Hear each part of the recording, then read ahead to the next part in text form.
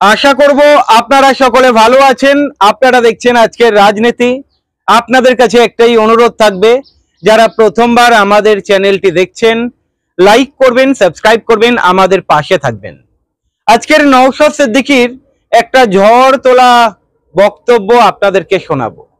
আপনাদের কাছে অনুরোধ থাকবে আজকের ভিডিওটা পুরোটা দেখবেন। অনেকে বলে নওশাদ সিদ্দিকীর দল আইএসএফ মুসলমানদের দল।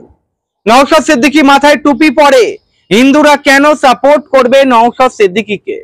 নওশাদ সিদ্দিকী কি উত্তর দিলেন জানেন? আপনাদেরকে শোনাবো। নওশাদ সিদ্দিকী আরো বললেন আইএসএফ দলটা কেন তৈরি হয়েছে, আপনাদেরকে শোনাবো। নওশাদ সিদ্দিকীর আজকের এই বক্তব্য শোনার পরে আপনারাও বলতে বাধ্য হবেন নওশাদ সিদ্দিকী যে কথাগুলো বলেছেন কার্যত একদম সঠিক কথা বলেছেন। চলুন নওশাদ সিদ্দিকীর কথাগুলো শুনে নেওয়া যাক, তারপরে কথা বলবো। আমাদের পার্টি কেন তৈরি করেছি সেই বিষয়টা আপনাদের সামনে একটু উত্থাপন করতে চাই, আপনারা শুনবেন ভাই। আমাদের পার্টি তৈরি এই জন্যই করেছি, বঞ্চিত নিপীড়িত মানুষের কণ্ঠ হওয়ার জন্য, যেই কণ্ঠকে পেছন দিক থেকে কেউ টিউনিং না করতে পারে। অশোকনগরের বুকে দাঁড়িয়ে আমি দায়িত্ব নিয়ে বলছি, পশ্চিমবাংলার বিধানসভায় 18টি এসটি কমিউনিটির বিধায়ক আছে, শিডিউল ট্রাইব কমিউনিটির বিধায়ক আছে, কিন্তু সেই বিধায়কদের যেহেতু পেছনে টিউনিং করা আছে, কতটা বলতে পারবে, কি বলতে পারবে, কাদের জন্য বলতে পারবে, কি বলতে পারবে না, সবটাই নির্দিষ্টভাবে তাদের করে দেওয়া আছে। ফলে তারা বিধানসভার মধ্যে দাঁড়িয়ে জোর গলায় বলতে পারে না আদিবাসীদের সাংবিধানিক অধিকার 5th শিডিউল সম্পূর্ণরূপে বাস্তবায়ন করতে পারবে। কিন্তু ইন্ডিয়ান সেকুলার ফ্রন্ট যে প্ল্যাটফর্মটা দিয়েছে, এই প্ল্যাটফর্মে দাঁড়িয়ে একজন দলিত, একজন নমশূদ্র, একজন হিন্দু, একজন মুসলমান, একজন দলিত, একজন পিছড়ে বর্গের মতুয়া সমাজের মানুষ তাদের সাংবিধানিক অধিকার যা আছে সেইগুলো নিয়ে তার কণ্ঠে বলিষ্ঠভাবে সংবিধানের গণ্ডিতে থেকে বলার পূর্ণ স্বাধীনতা দিয়েছে। আপনারা অবাক হবে, আপনি কদিন আগে আপনারা দেখেছেন একটা চাকরির লিস্ট দেখছিলাম, সেই লিস্টে হোসেন এসটি কোটায় চাকরি করছে, ব্যানার্জি এসটি কোটায় চাকরি করছে, দাস এসটি কোটায় চাকরি করছে। এটা অন্যায় হচ্ছে, এসটি ভাইদের সাথে বৈষম্যমূলক আচরণ হচ্ছে, তাদের কোটাতে নন এসটিরা চাকরি করছে। আমাদের রাজ্যে অনেক এমপি আছে, অনেক এমএলএ আছে, অনেক বড় বড় রাজনৈতিক নেতা আছে, দুর্ভাগ্য যারা আদিবাসী সমাজের হওয়ার পরেও এই এতটুকু প্রতিবাদ করার তাদের সৎ সাহস দেখতে পেলাম না। কিন্তু আমাদের ইন্ডিয়ান সেকুলার ফ্রন্ট যে প্ল্যাটফর্মটা দিয়েছে, এই প্ল্যাটফর্মে দাঁড়িয়ে ওই আদিবাসীদের ভাইয়ের পক্ষ নিয়ে যারা অবৈধ ফেক এসটি সার্টিফিকেট বানিয়ে চাকরি করছে তাদের বিরুদ্ধে বলছি, এবং তার প্রমাণ জ্বলন্ত উদাহরণ এ দেখুন। ফেক এসটি এসসি সার্টিফিকেট বাতিলের জন্য আমরা আজকের এই অধিকার সমাবেশ সারা রাজ্যে করে যাচ্ছি। এই জন্য আইএসএফ তৈরি হচ্ছে। পশ্চিমবাংলা বিধানসভাতে শ্রমজীবী মানুষের কথা বলার জন্য, কৃষকদের কথা বলার জন্য, ডেলেবারদের কথা বলার জন্য অনেক রাজনৈতিক দল আছে। আমি কারো ব্যক্তিগতভাবে বিরোধিতা করব না, কিন্তু দিনের শেষে কোনো একটা জায়গায় যেন মনে হচ্ছে সব রসুনের গোড়া একটা জায়গায় এসে দাঁড়িয়েছে, শ্রমিকের শ্রম চুরি করবে। আমি সংযুক্ত মোর্চার বিধায়ক হিসাবে, যেহেতু বাম ফ্রন্ট, ইন্ডিয়ান সেকুলার ফ্রন্ট, জাতীয় কংগ্রেসের মিশ্রণে আমাদের সংযুক্ত মোর্চা তৈরি হয়েছিল, আমি বিধানসভার মধ্যে নির্দ্বিধায় পরিযায়ী শ্রমিক থেকে শুরু করে, চা শ্রমিক থেকে শুরু করে, চা বাগানের শ্রমিক থেকে শুরু করে, বিড়ি শ্রমিক থেকে শুরু করে বিভিন্ন সমাজে যে শ্রমিকরা আছেন তাদের কথা বলে যাচ্ছি। আমার টিউনিং করছে না ইন্ডিয়ান সেকুলার ফ্রন্ট। এটা হচ্ছে ডিফারেন্স। আপনাদের একটু বুঝতে হবে কেন আজকে আমাদের উপর এত আক্রমণ নেমে আসছে।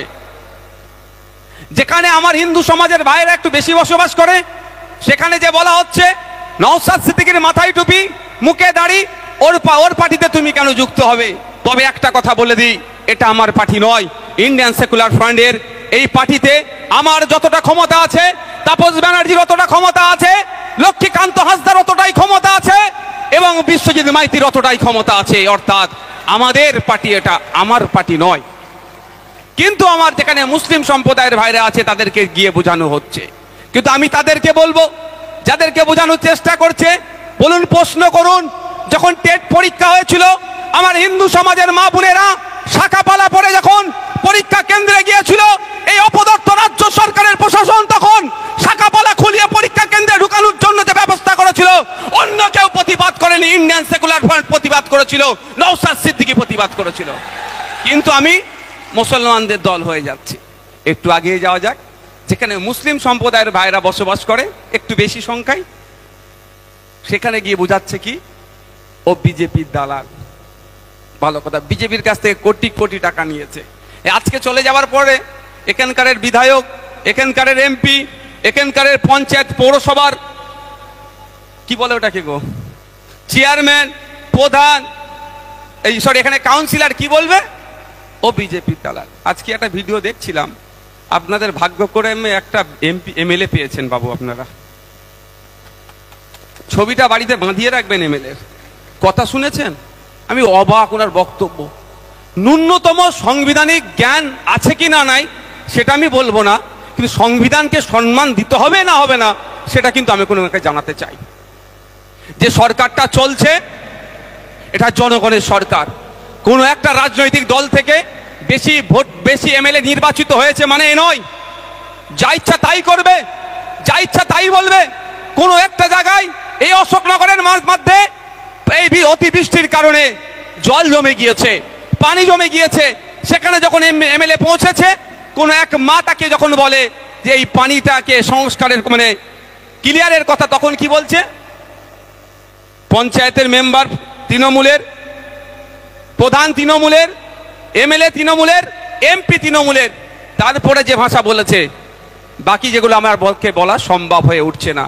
কিন্তু আমাদের বুঝতে হবে, একজন ব্যক্তি যখন ভোটে কন্টেস্ট করে, সে নির্দিষ্ট দলের থাকে, যখন নির্বাচিত হয়ে যায়, সংবিধানের যখন শপথ নেয়, সে আর নির্দিষ্ট দলের থাকে না, সে তার নির্বাচনী ক্ষেত্রের প্রত্যেকটা মানুষকে পরিষেবা দিতে হবে, এই দায়িত্বভার সে কাঁধে তুলে নেয়। আপনার এখানে যিনি এমএলএ আছেন, ও যে কথা বলেছে আজকে ভাইরাল হয়েছে, এই কথাটা আমি বলে যাচ্ছি এখানে সংবিধানের মধ্যে সংবিধান তার কথাটাকে পারমিট করে না। বিরোধী রাখবে না। আরে ভারতবর্ষের এটা বিউটি, আমরা কেন্দ্রের বিজেপি সরকার আছে তার সমালোচনা করব, আজ আছে কালকে অন্য সরকার আসবে, কিন্তু আমার দেশের যেটা গর্বের বিষয়, বিশ্বের দরবারে আমাদের তুলতে হবে। ইলেকশন কমিশন অফ ইন্ডিয়ার ওয়েবসাইটে যান, সিআই এর ওয়েবসাইটে গিয়ে দেখতে পাবেন প্রায় ভারতবর্ষে 2300 থেকে 2500 রাজনৈতিক দল আছে। পৃথিবীর ইতিহাসে দেখলে দেখা যাবে আজ পর্যন্ত সারা পৃথিবীর যত দেশ আছে তত দেশের রাজনৈতিক দলগুলোকে একদিকে করবেন, আর আমার মহান ভারতবর্ষের রাজনৈতিক দল আলাদা করবেন ওদের থেকেও বেশি। এটাই আমাদের ডেমোক্রেসি, এটাই আমাদের বিউটি, এটা আমাদের গর্বের বিষয়। মাদার অফ ডেমোক্রেসি যারা জ্ঞান দেয় তাদেরকে বলা দরকার, যেটা আমাদের গর্বের বিষয়। ভারতবর্ষের এত ধরনের রাজনৈতিক দল আছে যেখানে তারা চাইলে কন্টেস্ট করতে পারবে। সেই সিস্টেমকে, এই বিউটিকে ভেঙে দেওয়ার চেষ্টা করছে কারা? এই অপদার্থ তৃণমূল কংগ্রেসের কিছু এমপি এমএলএরা, বিভিন্ন স্তরের নেতারা। এর বিরুদ্ধে জাত ধর্ম রাজনৈতিক দলের ঊর্ধ্বে গিয়ে প্রশ্ন করতে হবে, ওনার কাছ থেকে জানতে হবে যে আমাদের বিউটি, আমাদের যে ভারতবর্ষের মহত্ব, গুরুত্বকে আপনি নষ্ট করতে চাইছেন কেন? আপনি কি বিরোধী মুক্ত রাজ্য চাইছেন? কেন্দ্র সরকার বিরোধী মুক্ত দেশ চাইছে, আর আমাদের রাজ্য সরকার বর্তমান যে আছে বিরোধী মুক্ত রাজ্য চাইছে।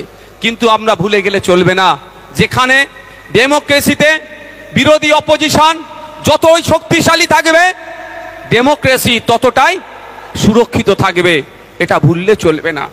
নওশাদ সিদ্দিকীর বক্তব্যটা যদি সংক্ষেপে বলি, নওশাদ সিদ্দিকী এইটাই বোঝাতে চাইলেন আইএসএফ দলটা শুধু নওশাদ সিদ্দিকীর নয়, আইএসএফ দলটা সকলের দল, আইএসএফ দলটা মুসলমানদের দল নয়, আইএসএফ দলটা ধর্ম, জাতি, বর্ণ নির্বিশেষে সকলের কণ্ঠস্বর হয়ে উঠেছে। যার ফলে আজকের দিনে আপনারা যদি দেখেন ধীরে ধীরে নওশাদ সিদ্দিকীর জনপ্রিয়তা কোথায় পৌঁছে গিয়েছে। নওশাদ সিদ্দিকী মানুষের জন্য কথা বলে, নওশাদ সিদ্দিকী ওই দলিত পরিবারের মেয়েটার কথা বলে, ছেলেটার কথা বলে, নওশাদ সিদ্দিকী পরিযায়ী শ্রমিকদের কথা বলে, নওশাদ সিদ্দিকী পিছিয়ে পড়া মানুষদের কথা বলে, আদিবাসীদের কথা বলে, মুসলমানদের কথা বলে, হিন্দুদের কথা বলে। যাই হোক, নওশাদ সিদ্দিকীর বক্তব্য আপনারা শুনলেন। এই বক্তব্য শোনার পরে আপনাদের কি মতামত অবশ্যই জানাবেন। ভালো থাকবেন।